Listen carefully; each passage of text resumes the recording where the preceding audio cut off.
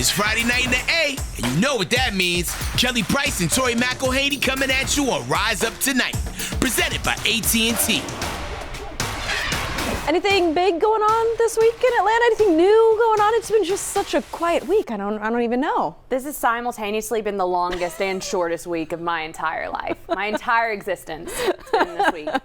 Well, on Sunday, the Falcons offense scored 20 points in the second half en route to a comeback that never really was. But really, the biggest storyline coming out of this game wasn't so much the loss as it was the quarterback situation going forward. Let's huddle up about it. Let's huddle up with Kelly and Tori on the world of Falcons football. For the sake of time and all of our sanity, I don't think we need to rehash the timeline that was set into motion on Sunday regarding QB1. What we do know is that Taylor Heinicke will start this Sunday against the Vikings, and here's what Arthur Smith said about that on Wednesday. Right now, we're focused on Minnesota and obviously Taylor. Like I said, there's a lot of variables. Just kind of looking at it short term, Josh, and I understand the question completely. That's a good question, but really our focus is short term and what gives us the best chance. Sunday, he's a legitimate, pro, and that's why we like him. He goes in there, like I said, that's not an easy job. I guess coming out of the bathroom and telling, hey, here's the ball, go play, and that's what makes Taylor who he is, and why we have so much appreciation for him.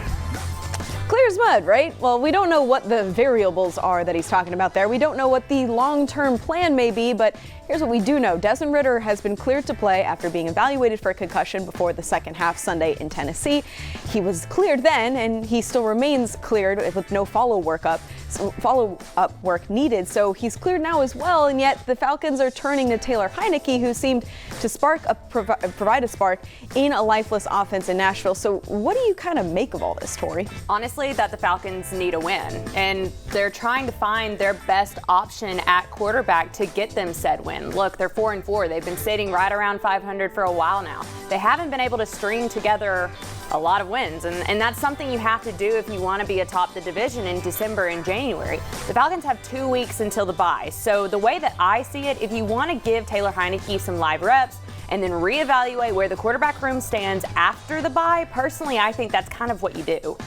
Good point about the bye coming up as well. Jesse Bates put it perfectly when he answered the 3 or 4 things I asked him about the defense after the game. We can't give up explosive plays. He said it a number of times, repeatedly, obviously still fuming about it in the locker room. And explosives have been a bit of a thorn in this defense's side, even with all the success they've had in other areas. And the Titans really took advantage of that chink in Atlanta's armor. So how fixable is that moving forward? Yeah, so give credit where credit is due to the Titans staff. They saw that busted coverage on the Sam Laporta touchdown in the Falcons' Week 3 game in Detroit. They saw Calvin Ridley leak out in London for a touchdown, and they took note of Mike Evans' touchdown in Tampa 2 weeks ago. They did their homework and exposed, like what you said, Kelly, a chink in the armor. However, I don't think this is worrisome yet. I feel this way because kind of what I said last week, when it comes to this defense, every time they say they want to fix something, they do. So I trust that this will be no different. And quickly, while we're talking about the defense, just wanted to touch on a significant loss for the Falcons on the field as well as off of it. Grady Jarrett tore his ACL in that first series in Tennessee, adding injury to insult in this loss. I think we saw how much the defensive front really missed 97's presence and how little they affected Will Levis after Jarrett left the game. Yeah, and let's be honest, there's no replacing Grady Jarrett. He is the heart and soul and undisputed leader of this defense, and there's no denying that. However, if this injury to Grady would have happened in 2020 or 2021, or definitely 2022, I think you feel differently. Is it still a gut punch in 2023? Yes, but having David Onyemata, Calais Campbell, and Bud Dupree all around makes a difference, and it makes this blow feel maybe that it doesn't hurt as bad. That's a good point. Well, spooky game for sure for the Falcons in Nashville, but there were some spooky vibes before the game as well. It is a Halloween edition of Walkin' In presented by Wells Fargo. The undisputed champ in the costume department, Cordero Patterson. Not only is he Joker on the depth chart, but he is Joker for Halloween as well. Absolutely slayed with this one. No notes. Here's the thing. The moment Arthur Smith decided to bestow the Joker moniker on CP, I knew it was over. This right here was going to be inevitable. I love it. All right, next up, had to include this one. Even though it wasn't a pregame costume, Chris Lindstrom and his wife Maddie were like, well, we don't need to be the 500th Ken and Barbie that we see this Halloween. This breadwinner and trophy husband ensemble, they're going to win all the the couple costumes awards. In my opinion, this one is hilarious. Kelly sent this to me the other day, and we both loved it so much that we had to include it in today's fit. So honestly, it's just such a funny idea. I love it. They did such a good job with that. All right, we know the pregame fits usually cost a pretty penny, and we know the Falcons have expensive taste, as they should. So when they're out to dinner with their teammates, which Falcon is most likely to pick up the check? We asked for our question of the week. Most willing to pick up a check. Who is the person on the team that's most willing to pick up the check? Chris Lindstrom. Yeah? That's my boy right there. Most willing to pick up the check at dinner or something? Probably myself, Mir Calais. For my position group, I'm going with Jesse. Every time we go out, hey, Jesse will take care of it. So, yeah, I'm going with Jesse. He'll pick it up. Picking up the vibes, me, Calais, and Bud probably be the one. I was fortunate to have a lot of great veterans throughout my career, and they never let me touch the bill. They told me to just pay it forward. So that's kind of the same idea that I take, you know, when I go out to dinner or when we go out to dinner. Koo. I would say Koo. He's always willing to pick up the check. I love how many different answers there were there. And then the specialists, you know, with each other. That was nice. Also, I mean, it's only right that the veterans are like, don't worry, you guys. You're young. I got this. I know. That was sweet. All right, coming up later in the show, AMB Sports and Entertainment Vice Chairman Steve Cannon joins us to preview Sunday's Call to Service game and what it means to him. Definitely don't want to miss that one coming ahead. Plus, the Falcons rookies made their annual Halloween visit to Children's Healthcare of Atlanta in some pretty great costumes. That story is coming up next on Rise Up Tonight. Rise Up Tonight is presented by AT&T and brought to you by the Georgia Lottery. Today could be the day. The Home Depot, how doers get more done. Mercedes-Benz, the best or nothing. And Truist, when you start with care, you get a different kind of bang. It's time to Rise Up Atlanta. Kelly and Tori are back on your home for Falcons football. Fox 5 Atlanta. The Falcons rookies brought their A game with this year's Halloween costumes, and they did so with a purpose. As we rise up for Atlanta, brought to you by Truist. Every year, the Falcons rookies take a trip to Children's Healthcare of Atlanta for a Halloween party. They do crafts together, and it really brings out these guys' inner kids. Of course, everyone dresses up in costume, and honestly, I'm not sure if the kids or the Falcons have more fun with it. The Falcons say it's a great way to spend their off day spreading Halloween cheer and hope. To come in and see the smiles on their faces and see how excited they got to see me, it's kind of like it warms your heart. It's almost like you can't help but be excited to be here because they're so excited to see you. So I mean, just like I said, just it's a blessing to be out here and have this opportunity to come, just help any way we can. I don't know if I can take Zach Harrison seriously in a Teletubbies. That was so cute, though. What's the yellow one? Lala? I couldn't tell you. That is out of my area of expertise. Can confirm. Our producer confirms Lala is yellow. And Bijan is the Cheetos. Love that so too. Great. All right, the Falcons came out flat against the Titans on Sunday. Maybe they needed some costumes to inspire them.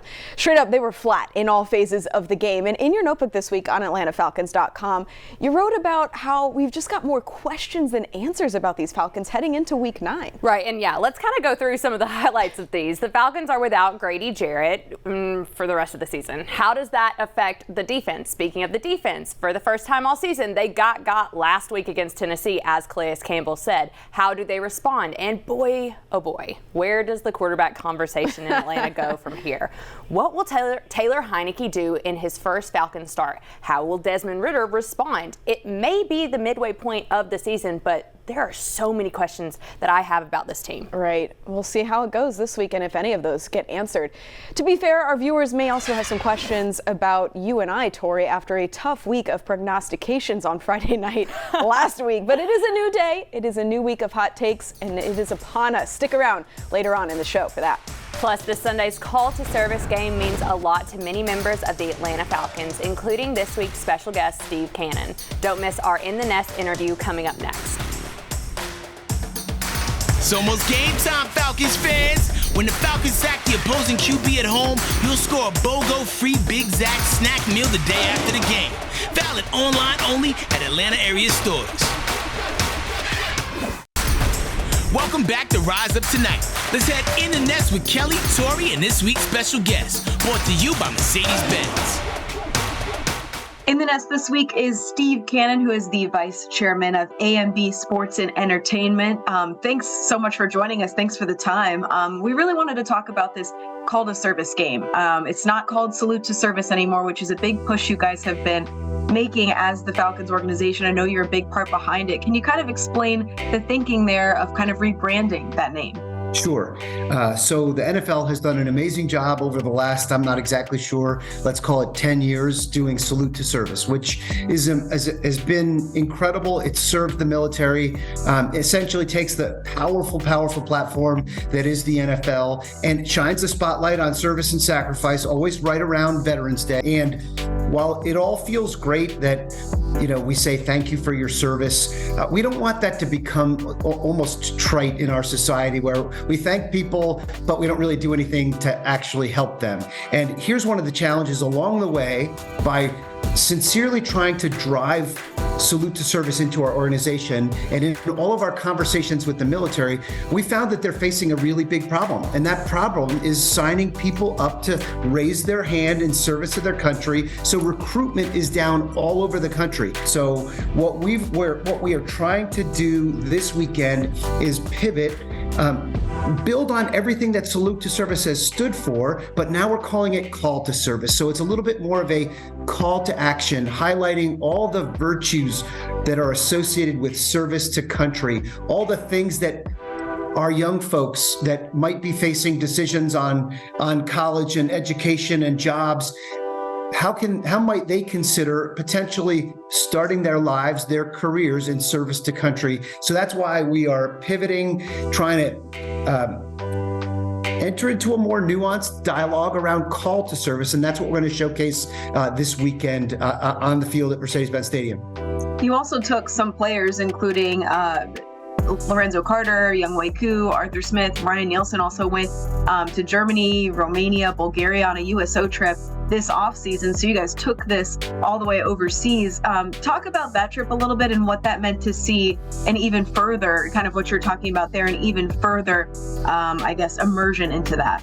What people don't forget is that we have soldiers serving in 140 countries around the world. So while Iraq and Afghanistan might be off the headlines, this service is taking place on our behalf every single day. And that means a serviceman member is away from family, away from home, away from all that they love. So for us to have taken our time to go on the road and just spend a few of our hours breaking bread with them, hanging out with them. Heck, we did physical training with them. That was a lot of fun. A bunch of soldiers together for morning PT and watching our players participate in that. We were in a rec center, and Younghoe Koo took on all comers in ping pong, and he beat everybody. So just the honest, genuine engagement and appreciation that we gave to the soldiers was returned tenfold. They were so blown away that we would take our time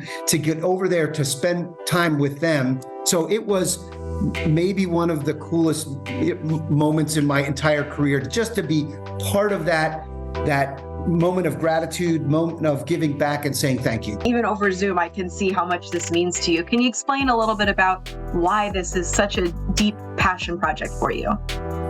So as someone who served, and I went to West Point, and then I served for 5 years in the military, I understand kind of the soldiers' service, the sacrifice, what it takes and what it means to be a soldier. So I feel like I'm part of a fraternity, sorority, driven and motivated to use the power of that platform to make sure that we're using it to shine a spotlight on all this service that goes on unbeknownst to us every single day, away from home in 120-degree heat in Iraq, when we took the team over to visit the soldiers and say thank you in Iraq. So I feel the deep passion and obligation to use the platforms that I am blessed to be associated with, like blessed to be working for the Falcons and Arthur Blank, and to use those to give back a little bit, to shine that spotlight. That's what I'm very, very grateful for. This coming Sunday is a big deal for a lot of people, and there are So many things that are going to be happening around Mercedes-Benz Stadium and in Mercedes-Benz Stadium this coming Sunday against the Vikings. What can you kind of tell us about the unique and special things that fans are going to be able to experience? We're going to have a lot of soldiers there of every variety. It's not just about the Army. I served in the Army, but it's Air Force, it's Marines, it's Coast Guard. So we're an equal opportunity kind of a platform. So we're gonna be thanking them all. We're gonna be integrating them into our game day. An honorary captain is a 90-year-old former brigadier general from the Air Force. He'll be the honorary captain. We will have static displays out in Home Depot backyard and on International Plaza so that folks can engage with and touch and experience a little bit of what soldiers go to work with every single day, some of that equipment. And we've got the Rangers. The Rangers are this crazy high-speed special forces for the military. They're going to rappel 300 feet down from the roof to deliver the game ball. We've got General George, who's the Chief of Staff of the Army, the highest-ranking general in the Army, is taking his time to come and spend that with us. He is going to re-enlist more than 700 folks. So for us to use the Mercedes-Benz Stadium and all the drama of an NFL football game to showcase that heroic moment, if we can motivate one person through this display to raise their hand, I think we'll have done something pretty profoundly excellent. Thanks so much, Steve, for your time. We really appreciate it. Thank you also so much for not just the salute to service, but now the call to service that you were putting out there for all the branches of the military. It's really awesome. For anyone who wants to catch the full conversation, head to fox5atlanta.com. We'll post the full thing on there, and we will be right back on Rise Up Tonight. Hey Atlanta, this is Head Crack talking, and you watching Rise Up Tonight, presented by AT&T. It's like I don't get caught up in whatever narrative is after 4 weeks of the daily narratives. You can almost write some of these narratives and live and die every week by the narratives. I don't use that lingo. That's the sensational line. It's like the scene with the dudes chasing the guy down from Happy Gilmore run to give away our scheme. What the hell is going on? Now you're really trying to put me on the hot seat here. Some narratives. Paging cold takes exposed. It's us. We're the problem. It's us. I said the Falcons were going to eat and get more than 5 sacks. Turns out I actually spoke more than 6 sacks allowed into existence, so that was not great. So meanwhile, I said the Falcons are going to pick off Will Levis, but dang it if the rookie quarterback didn't look prolific in his first start. So we're honestly losing our touch. Yeah, they were ready to anoint that guy a Hall of Famer on the broadcast. All right, we have been going defense heavy for a few weeks here, but you know what? I want to go back to the offensive side of the ball for my hot take tonight. Bijan Robinson rushed for a team-leading 62 yards on 11 carries and a rushing tutty last week in Tennessee. If he racks up at least 45 yards from scrimmage this Sunday against Minnesota, he will hit 700 yards from scrimmage in 9 games. Who cares about all these numbers, you might ask? Well, 45 yards on Sunday would make him the second fastest Falcon to reach the 700-yard mark in team history. So my hot take is he does exactly that this week. So this is really special because for the first time in the history of this show, of Kelly and I doing the show together, we had the exact same hot take coming into this show. I'm also feeling a big game from Bijan is due up too. So because man, I have missed seeing this boy work. We haven't really seen much of him in the last 2 weeks, even though he was the leading rusher last week. With the migraine in Tampa Bay and Tennessee doing actually a pretty good job shutting him out in the first half last week. But I'm with Kelly here. My hot take, Bijan Robinson unleashes against the Vikings at home this weekend. I think that's what the fans are going to want to see as well. Finally, I know something else you guys need to see. You need a laugh. So here you go. The Ritters caught me on my paparazzi game at Nissan Stadium. When I saw Claire Ritter post this, I legitimately laughed so hard that I teared up. I immediately sent it to you, Tori. Don't mind me just ruining a lovely family photo. I'm ruining their Christmas card here. Kelly and I have been laughing at this photo for a full week. I'm not even joking, a full week. I don't think I told you this either, but this is my phone's contact photo of Kelly on my phone. When she calls, this is the photo that pulls up. Oh my goodness. Shout out to our producer, Luke, for putting that in the wall there. Definitely needed to blow it up. All right, well, have a great night, guys. We'll see you next Friday night.